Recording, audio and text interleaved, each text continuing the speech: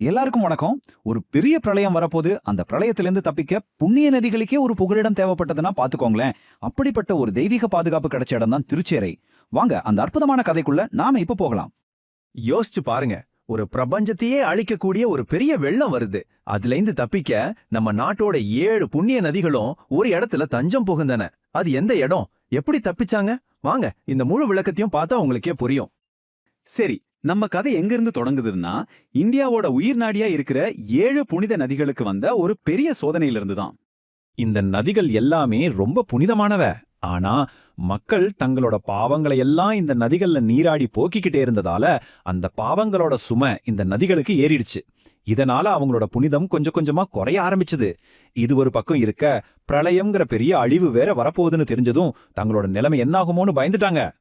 இப்போ தங்களோட புனிதமும் போச்சு, பெரிய ஆபத்தும் வரப்போகுதுன்னு தெரிஞ்சதும் அந்த 7 நதிகளும் வேற வழியே இல்லாம ஒரு தெய்வீக உதவியை நாடி போனாங்க.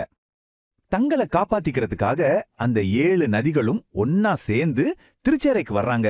அங்க வந்து பெருமாளை நினைச்சு ரொம்ப கடுமையா தவம் இருந்து எங்களை எப்படியாவது இந்த பிரளயத்துல இருந்து காப்பாத்துங்கன்னு மனமுருகி வேண்டிக்கிறாங்க. இது அவங்களுக்கு இருந்து அசைக்க முடியாத நம்பிக்கையை காட்டுது இல்லையா?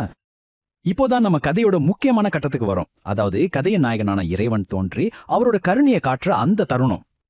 இந்த நதிகளோட இவ்வளோ ஆழ்ந்த பக்திக்கு மனம் இறங்கிய பெருமாள் அவங்க முன்னாடி தோன்றி, கவலைப்படாதீங்க, பிரளயத்திலிருந்து நான் உங்களை காப்பாத்துறேன்னு ஒரு வாக்குறுதி கொடுத்தார். இங்க ரொம்ப முக்கியமான ஒரு விஷயம் இருக்கு. சரணடைந்தவங்களை நான் நிச்சயம் காப்பேன்னு சொன்னதாலதான் அவருக்கு சாரநாதன் அப்படின்னு ஒரு பேரே வந்துச்சு. சரணடைந்தோரை காக்கும் நாதன். இந்த பேரே அவர் கொடுத்த வாக்குறுதிக்கு ஒரு பெரிய அத்தாட்சி. இந்த கோவில்ல மூலவர் நின்ற கோலத்துல காட்சி தர்றாரு. இதுக்கு ஒரு ஆழமான அர்த்தம் இருக்கு. அதாவது அவர் உட்கார்ந்தோ படுத்துட்டோ இல்லாம நின்ன கோலத்துல இருக்கிறது தன்னோட பக்தர்களை காக்கிறதுக்கு ஒரு நொடி கூட தாமதிக்காம எப்பவும் தயாரா இருக்கேன்னு சொல்ற மாதிரி இருக்கு. இறைவன் கொடுத்த அந்த வாக்குறுதி வெறும் வார்த்தையோட நிக்கல. அது எப்படி இந்த கோவிலோட ஒவ்வொரு கல்லிலையும் ஒவ்வொரு அம்சத்திலையும் பொறிக்கப்பட்டிருக்குன்னு வாங்க பார்க்கலாம். இந்த கோவிலோட ஒவ்வொரு விஷயமும் இந்த புராண கதையோட ரொம்ப ஆழமா சம்பந்தப்பட்டது. பாருங்க, மூலவர் பேரு சாரநாதன், அதாவது சரணடைஞ்சவங்களை காப்பவர். இங்க இருக்கிற திருக்குளத்தோட பேரு சப்தசாகர தீர்த்தம். சப்தசாகரம்னா 7 கடல்கள்னு அர்த்தம். இது அந்த 7 நதிகளும் தஞ்சம் புகுந்ததை குறிக்குது.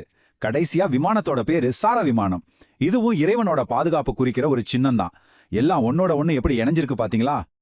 இந்த கோவிலோட பெருமைக்கு இன்னொரு பெரிய சாட்சி, இது திருமங்கை ஆழ்வாரால் மங்களாசாசனம் செய்யப்பட்ட ஸ்தலம். அதாவது 12 ஆழ்வார்கள்ல ஒருத்தரான அவரே இந்த இடத்தை பத்தி பாசுரம் பாடி புகழ்ந்திருக்காருன்னா இதோட மகிமையே நம்ம புரிஞ்சுக்கலாம். வைணவ சம்பிரதாயத்துல இது ஒரு மிகப்பெரிய கௌரவம். சரி, இப்போ இந்த விளக்கத்தோட மைய கருத்துக்கு வருவோம். இந்த பழங்கால புராண கதை இன்னைக்கு நமக்கு ரொம்ப முக்கியமான சரணாகதிங்கிற ஒரு ஆன்மீக உண்மையை எப்படி சொல்லிக் கொடுக்குதுன்னு பார்க்கலாம். சாரநாதன் பெருமாள் கதையிலிருந்து நாம கத்துக்க வேண்டிய ஒரே ஒரு சக்தி வாய்ந்த செய்தி இதுதான். முழு நம்பிக்கையோட மனப்பூர்வமா சரணடைஞ்சா கடவுளோட பாதுகாப்பு நமக்கு நிச்சயமா கிடைக்கும். இதுதான் அந்த ஒன்லைன். இந்த தெய்வீக பாதுகாப்பு பத்தின கதை உங்க மனசுல என்ன தாக்கத்தை ஏற்படுத்துது? உங்க நம்பிக்கைய இது இன்னும் கொஞ்சம் வலுப்படுத்துற மாதிரி உங்களுக்கு தோணுதா? ஒரு நிமிஷம் யோசிச்சு பாருங்க. உங்களுக்கு என்ன தோணுதோ அதை மறக்காம கமெண்ட்ல எங்க கூட பகிர்ந்துக்கோங்க. இந்த மாதிரி இன்னும் நிறைய கோவில் தலபுராணங்களை பத்தி தெரிஞ்சுக்க நம்ம சேனல்ல இருக்கிற மற்ற பதிவுகளையும் பாருங்க. சரி, நீங்க இந்த கோவிலுக்கு போகணும்னு ஆசைப்பட்டா ரொம்ப தூரம்லாம் இல்ல. கும்பகோணத்துல இருந்து வெறும் 15 கிலோமீட்டர் தூரத்துல தான் இந்த திருத்தலமும் அமைஞ்சிருக்கு. இந்த முழு விளக்கத்தோட ஒரே ஒரு சாராம்சம் இதுதான்.